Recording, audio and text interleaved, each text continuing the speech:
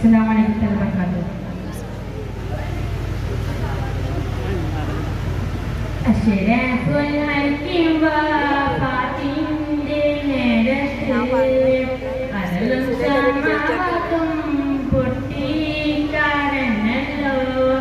ആരംഭപ്പൂവിന്റെ ആലും നില കണ്ട് ആലും സഹാബത്തും ദുഃഖിച്ചിരിപ്പല്ലോ.